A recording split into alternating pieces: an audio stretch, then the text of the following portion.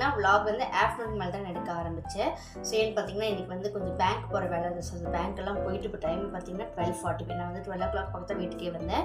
இன்றைக்கி மார்னிங் பார்த்தீங்கன்னா பாப்பாவுக்கு வந்து லஞ்சுக்கு வந்து பருப்பு சாதம் ரெடி பண்ணி கொடுத்தேன். ஸோ இன்றைக்கி பேங்க் போகிற வேலை இருந்ததுனால சிம்பிளாக பருப்பு சாதம் ரெடி பண்ணி பொரோட்டோ சிப்ஸ் இருந்தது அதை வச்சு அனுப்பிட்டேன். பிரேக்குக்கு வந்து ஓரியோ பிஸ்கெட் எடுத்து போயிட்டா. அதுக்கப்புறம் பார்த்தீங்கன்னா டிஃபன் வந்து தோசை போட்டு கொடுத்தேன். எப்பவுமே ஆஸ் யூஷுவல் தோசை தான் சாப்பிடுவா. ஸோ தோசை போட்டு கொடுத்தா சாப்பிட்டு கிளம்பிட்டா. ஸோ நான் வந்து இப்போ தான் வந்து நான் பருப்பு சாதம் சூடு பண்ணி நான் சாப்பிட்டுட்டு அதுக்கப்புறம் பார்த்தீங்கன்னா பாத்திரம்லாம் நிறைய இருக்குது. ஸோ அதெல்லாம் கழுவணும். அதுக்கப்புறம் பார்த்தீங்கன்னா உழவர் சந்தை போய் மரவள்ளி கிழங்கு வாங்கிட்டு வந்திருந்தேன். சண்டே மரவள்ளி கிழங்கு வாங்கிட்டு இருந்தேன். ஸோ அதை வேக வச்சிடலான்னு இது விட்டு அப்புறம் கிழங்கு வீணாக போயிட்டோன்னு ஸோ இந்த கிழங்கை வேக வச்சுட்டு பாத்திரமெல்லாம் கழுவணும். அப்புறம் நைட்டுக்கு டிஃபன் செய்யணும்.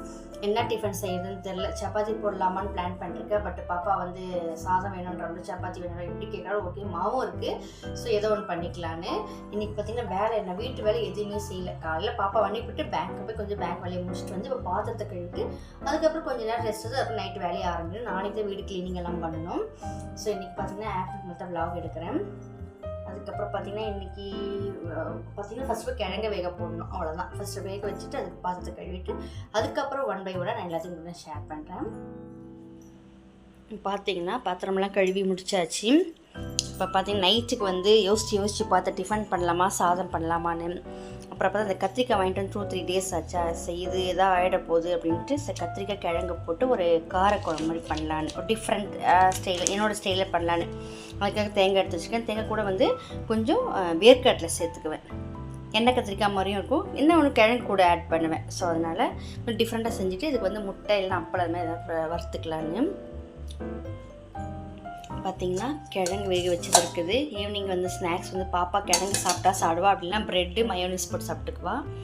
ஸோ நான் எனக்கு கொஞ்சமாக காஃபி போட்டேன். அப்போ கொஞ்சோண்டு இருக்குது. ஸோ இதையும் இன்னும் கொஞ்சம் அப்புறமா லைட்டாக பால் ஊற்றி சூட் பண்ணிக்கலான்னு. பார்த்திங்கன்னா 4 o'clock ஆச்சு. பாப்பா வர டைம் ஆச்சு. கிளைமேட் பார்த்திங்கன்னா அப்படியே இப்போவே சில்லுன்னு ஆயிடுச்சு.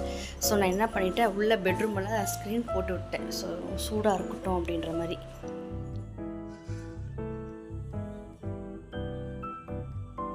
ஈவினிங் பார்த்திங்கன்னா ஒரு பிளாக் காஃபி. நான் எப்போவுமே பிளாக் டீ குடிப்பேன். பிளாக் காஃபி அவ்வளோ விரும்ப மாட்டேன்.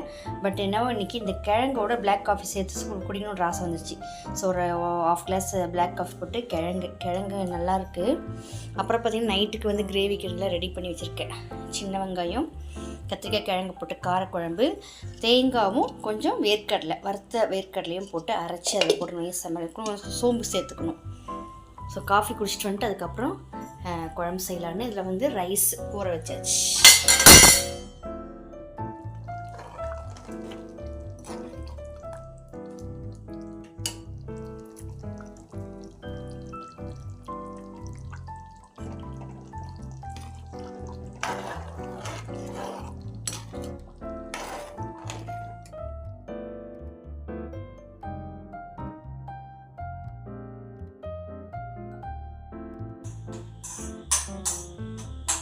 என்னம்மா லஞ்சு அது உனக்கு நைட்டுக்கு சாரி டின்னர் சாதம் தான் இன்னைக்கு. என்ன சூடாக சாப்பாடு வடிச்சிட்டேன்.